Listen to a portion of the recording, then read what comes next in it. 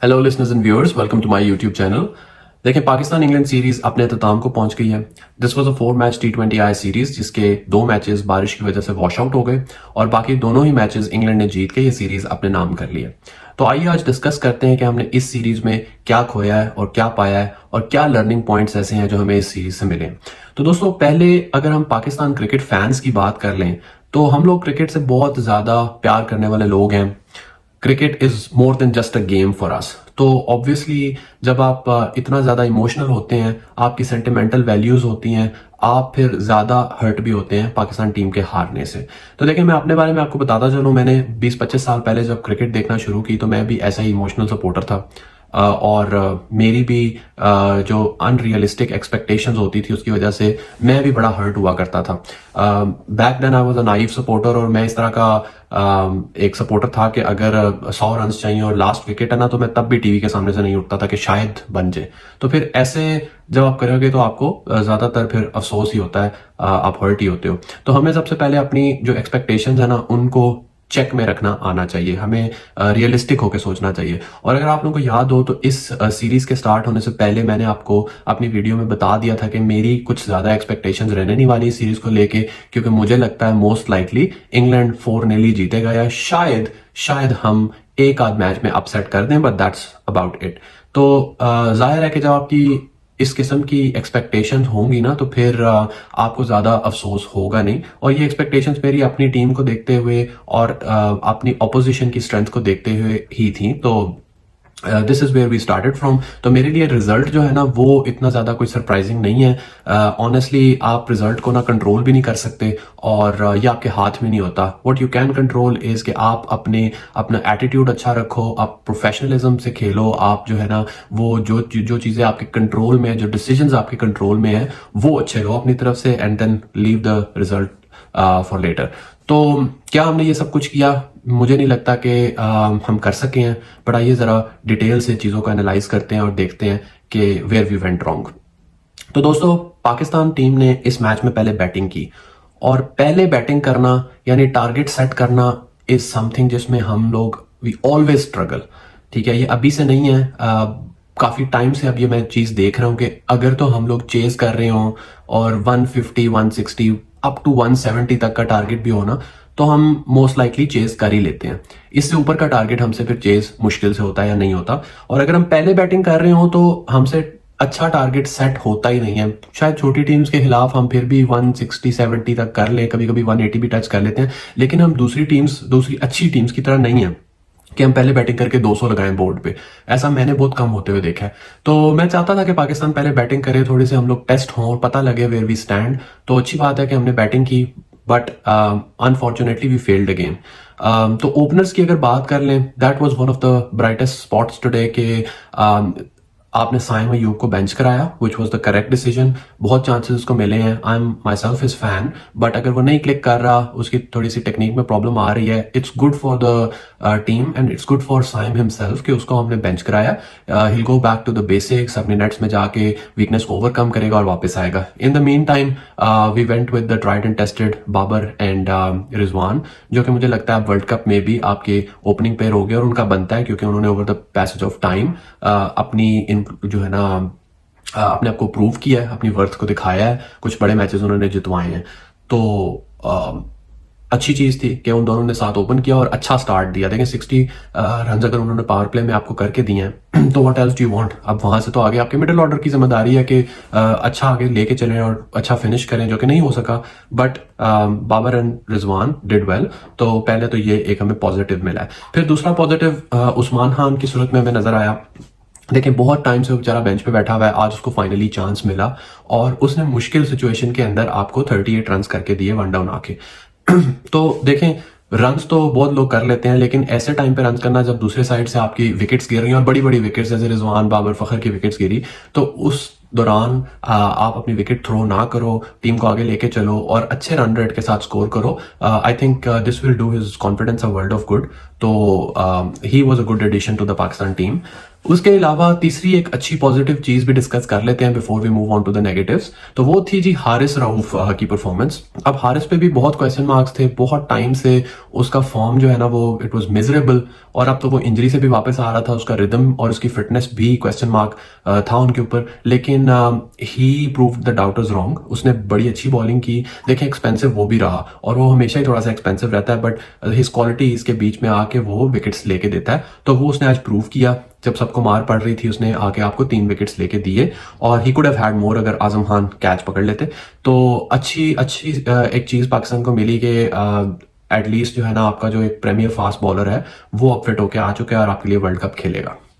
तो यहां तक तो थे जी पॉजिटिव्स। अब जरा नेगेटिव्स की भी बात कर लेते हैं। तो पहले तो जैसे मैंने कहा कि आपका मिडिल ऑर्डर जो है ना उस पर बहुत बड़ा क्वेश्चन मार्क है। देखें कभी हम लोग जब बुरा स्टार्ट दें और 10 for 2 हो जाए और उसके बाद आपका मिडिल ऑर्डर फेल हो तो फिर भी समझ में आती है बात। लेकिन अगर 60 for 0 से भी आपका मिडिल ऑर्डर आपको 159 ही करके दे रहा है, तो फिर इस मिडिल ऑर्डर में कहीं ना कहीं कुछ चेंजेस की जरूरत यकीनन है।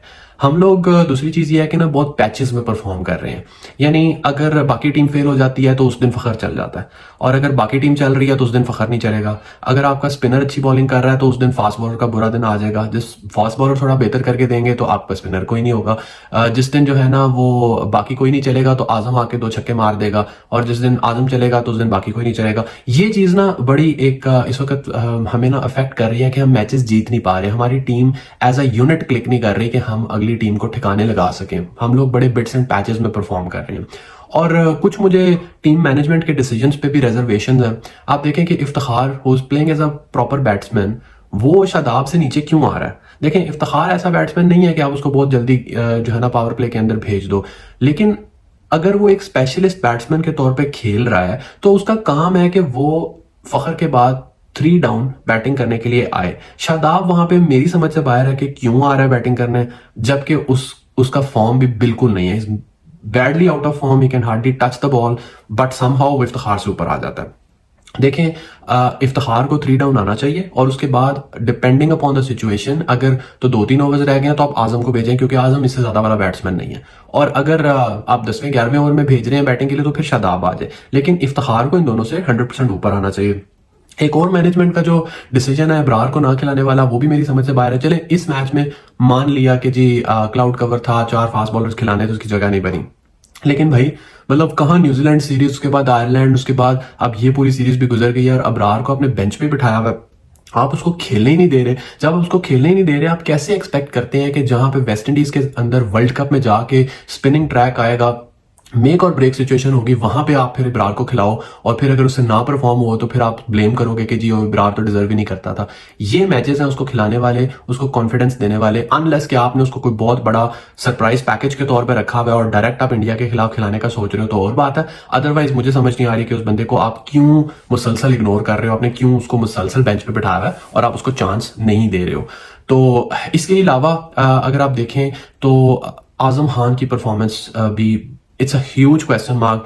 अगर आपने मेरी पुरानी वीडियोस देखी और नहीं देखी तो मैं लिंक पे डिस्क्रिप्शन में शेयर कर दूंगा। मैंने हमेशा आजम खान की इंक्लूजन को क्वेश्चन किया है, ऑल्दो कि अब वो पाकिस्तान के लिए सिलेक्ट हो गया हुआ है, is wearing the green shirt, तो हमारा काम तो है उसको सपोर्ट करना और हम कर रहे हैं। लेकिन देखिए उसकी इंक्लूजन पे मुझे मसला ये था कि उसकी फिटनेस बिल्कुल ना होने के बराबर है। यानी मैं तो यहाँ तक कहा था कि उसको एथलीट कहना ना एक ज्यादती होगी, क्योंकि वो बंदा उसकी फिटनेस है ही नहीं। तो अब उसको आपने एज अ कीपर खिलाया हुआ है, क्योंकि और आप उस ग्राउंड पे कहीं खड़ा नहीं कर सकते, उसको छुपा नहीं सकते, और कीपिंग में वो इतने बड़े बड़े ब्लंडर्स कर रहा है। मैं उसे एक्सपेक्ट नहीं करता कि वो राशिद लतीफ की तरह डाइव्स मार के आपके जो है ना वो चौके रोके, लेकिन जो सीधा सीधा कैच आ रहा है आपके ग्लव में, भाई वो तो कर लो। अगर इस तरह ही चला और वर्ल्ड कप के अंदर इसने किसी क्रंच मैच में एक इंपॉर्टेंट बैट्समैन का, जैसे डेविड वार्नर का कैच उसामा मीर ने छोड़ा था ना वर्ल्ड कप में, तो फिर लग पता गया था, वार्नर ने बता दिया था कि भाई कैसे आप एक क्वालिटी प्लेयर का कैच छोड़ते हो। तो वही हरकत जो है ना यहाँ मुझे कुछ साइंस आ रहे हैं कि हो सकती है पाकिस्तान के साथ, क्योंकि आप देखें मुसलसल हर मैच में ही सीधे सीधे कैच वो छोड़ रहा है। तो ऐसे तो फिर मेरे ख्याल में चल नहीं सकता, और हमें इस बारे में जरूर जो है ना वो कुछ ना कुछ सोचना पड़ेगा। फिर लास्टली एक बात मैं ये भी कर दूं कि हमारे बॉलर जो है ना वो अपने दिमाग का इस्तेमाल बिल्कुल नहीं करते। वो जस्ट जो है ना भाग के आके जोर से बॉल कराने की कोशिश करते हैं। देखें, इंग्लैंड ने आपको लेसन दिया है आज कि वो प्रॉपर प्लान करके आते हैं, और अगर उनके फास्ट बॉलर मशहूर है ना, जोफ्रा आर्चर और मार्क वुड के, वो बड़े तेज हैं, तो वो अपनी पेस दिखाते हैं। आजम आया ना बैटिंग के लिए, तो उसको उनको पता है कि शॉर्ट पिच नहीं खेल सकता। उन्होंने कैसा इसको पहले जो है ना शुरू में ही 2 बाउंसर मारे हैं, और आजम खान जो है was looking like a clown, उसको नजर ही नहीं आई बॉल गई किधर है। तो ये काम आप क्यों नहीं कर सकते? आपने अपनी इतनी पेस बैटरी रखी हुई है, और आप अपने पेस अटैक को दुनिया का सबसे अच्छा पेस अटैक मानते हो, तो भाई आपके आपके बॉलर कहाँ के पेसर हैं जिनसे एक बाउंसर नहीं कराया जा रहा? मुझे माफ करें अगर मैंने कुछ मिस कर दिया हो, बहरहाल जितना मैच मैंने देखा है उसमें एक बाउंसर मुझे याद है जो मोहम्मद आमिर ने मारा था, जिसपे पीछे आजम ने कैच छोड़ा है। इसके अलावा कोई अच्छा बाउंसर पाकिस्तान टीम के बॉलर्स ने कराया ही नहीं है। अगर आपको आगे की बॉल पे या गुड लेंथ पे छक्के पड़ रहे हैं तो व्हाट्स द हार्म, एक हुक पे भी छक्का खा लो भाई, एक ट्राई तो करो बाउंसर। क्योंकि आफ्टर ऑल बाउंसर अगर एक पेसर अच्छा आके मारता है ना, तो उसका एक फियर फैक्टर बैट्समैन के दिमाग में जाता है, उसको सेकंड थॉट्स आते हैं कि यार ये बंदा जो है ना सर पे ना मार दे। तो ये एग्रेशन जो है ना हमारे फास्ट बॉलर्स में बड़ा लैक कर रहा है। देखें, शोएब अख्तर जितनी पेस इन लोगों की नहीं है, लेकिन शोएब अख्तर की ना पेस जब नहीं भी रही थी ना एंड पे आके, तो उसमें एक क्वालिटी थी कि भाई वो अपने आप को ना दिल से फास्ट बॉलर समझता था। उसमें एग्रेशन थी, उसको गुस्सा आता था अगर उसको कोई इस तरह का बंदा शॉट मार दे, वो आके गालियां देना शुरू कर देता था। वो अगला बाउंसर आपके सर पे मारता था आके कि भाई कैसे, how dare you hit me. तो आजकल के बॉलर्स ना, मुझे समझ नहीं आती कि इनमें ना वो चीज इतनी ज्यादा मिसिंग क्यों है कि एक बॉल कराते हैं, छक्का खाते हैं, चुपचाप वापस चले जाते हैं, अगली बॉल ऐसे कराने आ रहे होते हैं जैसे कोई मतलब कोई बात ही नहीं है। तो इतना कैजुअल मेरे ख्याल में फास्ट बॉलर को नहीं होना चाहिए। जिस क्रिकेट को मतलब हम देखते आए हैं और जिससे हमें प्यार है, उसमें फास्ट बॉलर्स का जो एग्रेशन है ना, it plays a big part. तो आई थिंक पाकिस्तान के कोचिंग पैनल को भी इस चीज को देखना चाहिए, और थोड़ा सा जो है ना अपने लड़कों में ये चीज इंस्टिल करें कि भाई लग के खेलो। It's about the passion, the game is about the passion, और आप जो है ना वो इतना कैजुअली इस चीज को नहीं ले सकते। फजूल की जो सेलिब्रेशंस होती हैं, जैसे आप क्या नाम है, अपने इंडिविजुअल उसके लिए रिकॉर्ड के लिए खेल रहे हो, उससे बेहतर है कि आप टीम के लिए खेलो। अब हारिस रऊफ जो है, नो डाउट उसने अच्छी बॉलिंग की है, लेकिन वो मतलब 100 पे या 110 पे दूसरी विकेट गिर रही है, और अभी पीछे 12 ओवर पड़े हुए हैं, और वो ऐसे सेलिब्रेट कर रहा है, इतने फिस्ट पंप्स कर रहा है जैसे पता नहीं हम लोग मैच जीत गए हैं। भाई नहीं, शर्म का मुकाम है। आप इतने बुरे तरीके से हार रहे हो, do not celebrate over there, don't celebrate. ठीक है, आपको विकेट मिल गई है, उस तरह तो बाबर के भी 4000 रन पूरे हो गए, तो क्या करें अब हम केक काटें बाबर के लिए कि भाई बहुत अच्छा है? भाई नहीं, केक काटना तब अच्छा लगता है जब आप मैच जीतो। जब मैच नहीं जीत रहे हो ना, तो आपके इंडिविजुअल रिकॉर्ड्स के लिए ना कोई यहाँ पे नहीं बैठा हुआ। किसी को बाबर का इंडिविजुअल रिकॉर्ड याद भी नहीं होगा और अच्छा भी नहीं लगेगा जब आप मैच हार रहे हो। तो पहले मैच जीतें, उसके बाद you are due for the celebration. तो यहाँ तक ही रहेगा मेरा एनालिसिस। देखें, पाकिस्तान टीम जो है ना उसका हमेशा से यही है, चाहे आप 92 का वर्ल्ड कप उठा के देख लें, 2009 का देख लें, चैंपियंस ट्रॉफी देख लें, हमेशा हम लोग ना वर्ल्ड कप में जाते हैं ऐसे ही हैं, अंडरडॉग्स का टैग लेके जाते हैं। जब हमारा बर्डन ऑफ एक्सपेक्टेशंस ना होना, तो तभी हम अच्छा खेलते हैं। जब मतलब हमें हर बंदा रूल आउट कर देता है ना, तो ऑल ऑफ अ सडन हमारा मोमेंटम बन जाता है। तो मेरी तो एक्सपेक्टेशन यही है, और मेरी दुआएं भी यही हैं as a Pakistani cricket fan, कि पाकिस्तान की टीम क्लिक करे और अपनी मेमोरी में से ये जो आयरलैंड, न्यूजीलैंड, इंग्लैंड सीरीज हम बुरे तरीके से खेले हैं या यहाँ पे मैचेस हारे हैं ना, इसको ना एज अ वार्म अप ले। देखें, ये इंग्लैंड सीरीज किसी ने याद नहीं रखनी। जो क्रिकेट लवर्स है ना, उनकी मेमोरी बड़ी छोटी होती है। आप वर्ल्ड कप में अच्छा करें तो इस इंग्लैंड की सीरीज को कभी कोई जिक्र भी नहीं करेगा, कोई याद भी नहीं रखेगा, क्योंकि world cup is all that matters. उसमें जाएं, अपनी नेशन को प्राउड करें, वहां पे जो है ना दिल से खेलें, और अपने दिमाग से निकाल दें कि आप पिछली सीरीज हार के आए हैं या जीत के आए हैं। अपने आप को एक फ्रेश स्टार्ट दें, और वर्ल्ड कप जो है ना वो पाकिस्तान के लिए लेके आए। तो इन मैचेस की ना औकात सिर्फ उतनी रह जाएगी कि ये वार्म अप मैचेस थे पाकिस्तान के, और बस पाकिस्तान यहाँ पे प्रैक्टिस कर रहा था। असल जो पाकिस्तान का टैलेंट है वो हम वर्ल्ड कप में दिखाएंगे। तो इस दुआ और उम्मीद के साथ जो है ना वो आज की वीडियो में खत्म कर रहा हूँ। हम के पाकिस्तान वर्ल्ड कप में बहुत अच्छा परफॉर्म करे, सारी एक्सपेक्टेशंस को एक्सीड करे और वर्ल्ड कप जीत के आए। आपको अगर कोई सवाल मुझसे पूछना हो तो feel free to ask me in the comment section, I try and get back to you. और बाकी ज़्यादा से ज़्यादा मेरी वीडियो को लाइक करें, शेयर करें, और अगर आपने मेरा चैनल अभी तक सब्सक्राइब नहीं किया तो please go ahead and press the subscribe button. और अगली वीडियो तक के लिए गुड बाय।